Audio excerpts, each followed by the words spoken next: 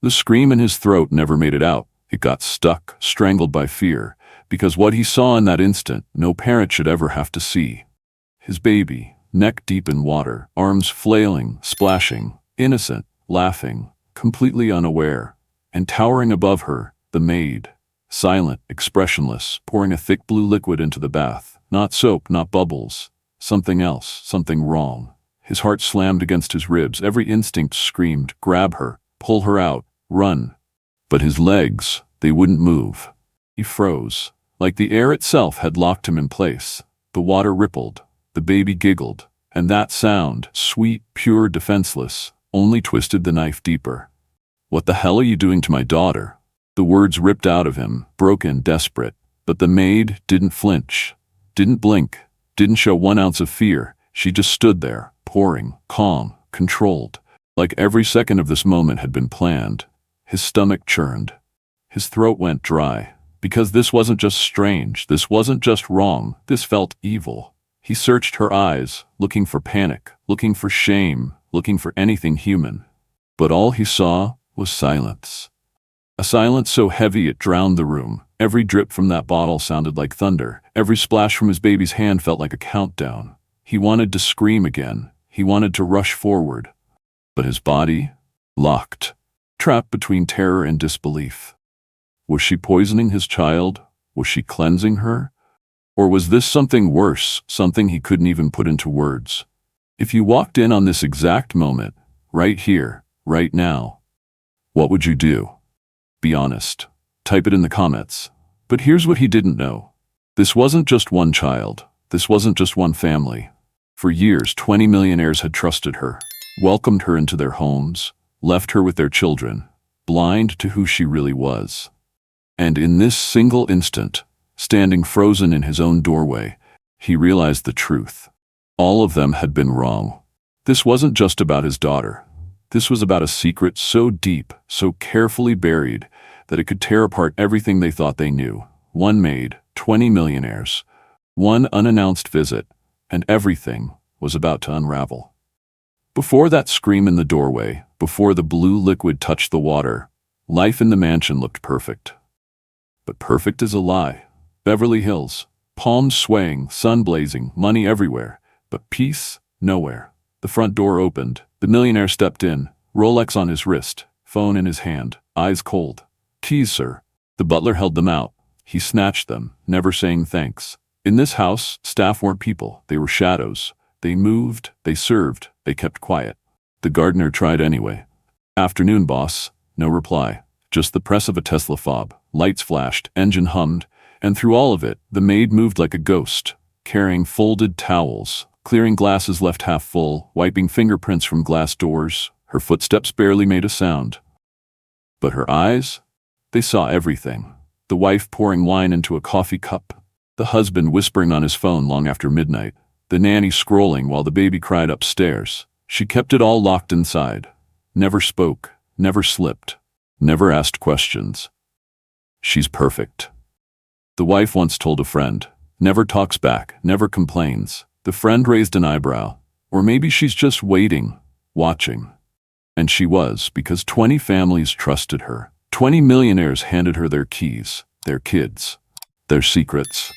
Tell me in the comments, would you trust one person with everything in your house? She looked invisible, but she wasn't. She was listening, learning, remembering.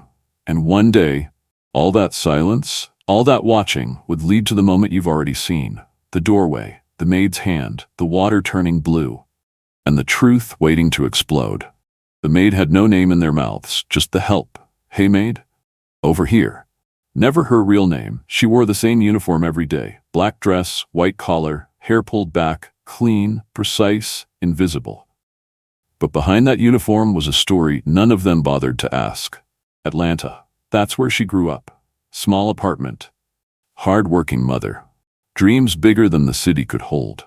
She once studied nursing.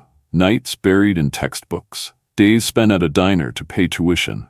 She wanted to save lives, until tragedy cut her life in half. Her little girl, 7 years old. Fever one night.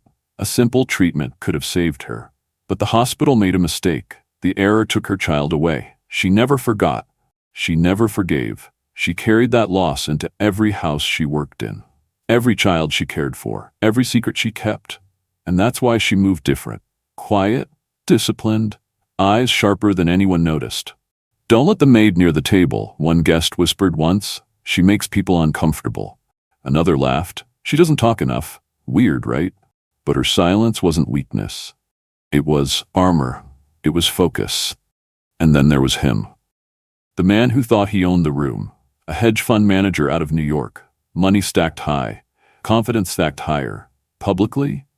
A donor. A philanthropist. The guy on stage at charity dinners shaking hands. His picture in glossy magazines, but behind closed doors, cold, dismissive, obsessed with numbers, not people. "Why are you standing there? Move." Keys, water, cold. Every command like she wasn't a person, just an extension of the furniture. To him, control was everything. Money gave him that control. Status kept it locked in place. And yet, while he believed he ran the world, she was learning it piece by piece. Watching, waiting, remembering. At the dinner table, his wife once leaned close to a guest. "She's been with us for years. Never a problem." The guest smirked. "Or maybe you just don't see the problem yet." The husband cut in. "Please, she's the maid, nothing more." The room chuckled softly. Conversation moved on. But the maid heard it all, stored it, added it to the growing list of secrets that lived inside her. Have you ever been written off, treated like you didn't matter, while you knew the truth was deeper? Drop yes in the comments, because she wasn't who they thought. Not the quiet servant in the background. Not the invisible shadow they believed she was. No, she was something else. Something they couldn't imagine. Something they'd discover too late. And when the truth came out, every millionaire in that circle would realize the same thing. She was never just the maid. Not even close. It didn't happen all at once. It never does. It came in pieces. Little cuts, small humiliations that most people would shrug off. But when they pile up, they bleed. Morning. The staff lined up in the kitchen. The chef asked, "Breakfast for the kids?" "Yes," the wife said, "blueberries and pancakes." The maid prepared plates, carried them in. A child reached for her hand. The husband frowned. "Don't encourage that. You're not family." The child pulled back, confused. The maid smiled softly, set the plate down. No reply, no fight, just silence, but that silence was heavy. Another day. She polished the glass table, fingerprints gone, crystal clear. He walked in. "Not like that," he muttered. He rubbed the same spot with his sleeve. "See? Use pressure." Then walked out. She looked at the table. It already shined. Her jaw tightened. She moved on. Neighbors talked too. "Funny how they all use the same maid," one woman whispered on the sidewalk. "Yeah, the Browns, the Sandersons, now the Parkers." Another smirked. "Either she's really good, or she knows too much." They laughed, but their eyes lingered. At dinner, a guest whispered to the wife, "She doesn't smile much, does she?" The wife shrugged. "She's disciplined. She doesn't talk unless spoken to." The guest sipped wine. "Or maybe she's listening." The maid carried dishes past them, pretending not to hear. But she heard everything. The small slights kept coming. "Don't stand there. Move faster. Stay out of the study." Only water for her.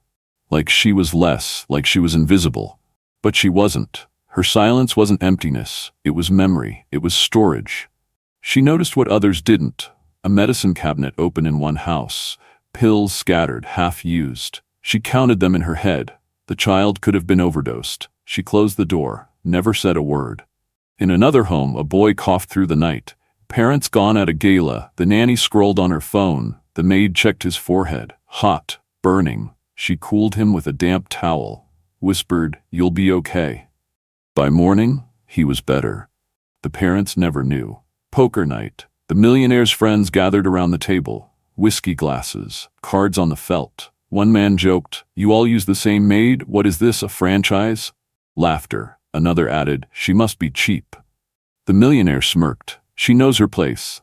Chips clinked, cards slapped, and she walked past, silent, carrying empty glasses. At school pickup, a mother whispered, "Strange, isn't it? Rich families trusting one woman with all their kids." Another replied, "Either they're blind, or she's smarter than they think." The first shook her head. "Smarter? She's a maid." The words stung, but she didn't break stride. She carried the child's backpack to the car, closed the door gently, walked away. Have you ever been written off, treated like you didn't matter, while inside you knew the truth? Type yes if you get it, because that was her life. Every day, invisible on the outside, unstoppable on the inside. The microaggressions kept piling up, small cuts, slow wounds, but with each one, she grew sharper, more aware, more dangerous, because while they looked down on her, she was watching them. Every secret, every flaw, every truth they thought was hidden. And none of them knew that silence doesn't erase power, it builds it, and one day, it explodes. Because small slights can't hide big secrets forever. And the day was coming when all of them would pay. The fundraiser should have been routine. Another night of champagne, another speech about charity, another stage for the millionaires to parade their wealth. But this night was different, because one man already knew. He had seen it with his own eyes. It happened 2 days earlier, late afternoon. He came home without warning, no driver, no call ahead, just walked through his own door. The house was quiet, too quiet. He stepped into the kitchen and froze. His daughter, neck deep in water, arms splashing, laughing, innocent, and above her, the maid. Bottle tilted, blue liquid spilling into the bath. What the hell are you doing to my daughter? His voice cracked the air like thunder. The maid didn't stumble, didn't rush. She kept pouring, calm, controlled. You don't understand, she said. The words chilled him more than the sight. He lunged forward, grabbed his child, pulled her from the tub. Water spilled across the floor. The baby cried. He held her close. But when he looked back, the maid wasn't panicking. She was staring, silent, like the moment belonged to her. And now, standing in the ballroom in Manhattan, he couldn't hold it in any longer. He pointed at her across the room. Stay away from my daughter. Guests froze. The music stopped. Forks clinked against plates. The maid lowered her tray, voice steady. You don't understand. The same words she had said in his house. The same words that still echoed in his head. Murmurs rippled across the tables. What's going on? Why is he yelling at her? Is this about his kid? The millionaire's hands shook. He wanted everyone to know. He wanted her gone. You're finished here, he shouted. Do you hear me? Finished. Phones lifted. Cameras pointed. The confrontation wasn't private anymore. The wife tugged his sleeve. Not now. People are watching. He shook her off. Let them. They need to see what she really is. But the maid didn't retreat, didn't defend herself. She spoke softly. You think firing me ends this? A guest whispered. She's not scared. Another muttered. No, she's holding something. The tension thickened. Every face turned toward her. Every camera zoomed in. If you were in that ballroom watching this unfold, whose side would you be on? Drop it in the comments. Because here's the truth. He thought that moment in his house was his secret. He thought no one else knew. But now the whole room was watching. And when the videos hit social media, the doorway, the bottle, the scream wouldn't just be his memory. It would be everyone's. He thought firing her would end it. But the truth was about to fire back. The ballroom held its breath, cameras pointed, whispers buzzing, everyone waiting for her to crumble. But she didn't. She spoke low, measured. You've all called me a maid, but that is not all I am. Murmurs broke out. What's she saying? Is this a defense? The millionaire scoffed. Don't listen. She's desperate. Her eyes stayed steady, her words sharper now. I studied pediatric nursing in Atlanta before any of you knew my name. A guest at the bar leaned closer. Did she say nursing? Another whispered back. Yeah, Atlanta. I heard it. She let the silence settle before she added. I was fired. Not because I failed, but because I told the truth. I exposed a cover-up at a hospital, medical fraud, a mistake that killed children, including my own. Gasps. Forks dropped against plates. The wife of a banker covered her mouth. The millionaire barked out a laugh. She's spinning a story. Don't be fooled. Her voice cut across his. Do you remember last spring? The rash on your daughter's arms? The one you ignored? His face stiffened. You said it would clear on its own. You mocked me when I mentioned it. Do you want me to tell them what could have happened if I stayed silent? The crowd shifted. Every head turned to him now. The blue liquid you saw, she continued, wasn't poison. It was an emollient bath, a treatment, safe, prescribed, necessary. I used it because you wouldn't. The whispers turned into chatter. She's telling the truth. I've heard of that. Eczema treatments. She saved his child. Another guest stood, voice firm. She caught my son's asthma before the doctors did. Head swiveled, phone zoomed in. The wife of another man spoke up. She told me to test my daughter for anemia. She was right. Doctors confirmed it. The maid didn't gloat. She didn't raise her hands in triumph. She just let the stories spill into the room. One by one. Proof from their own lips. The millionaire shook his head furiously. She's manipulating you. You're all being played. But his voice no longer carried weight. The crowd wasn't with him anymore. She's been protecting our kids, one father said, while we treated her like she was invisible. She was never just the maid, another whispered.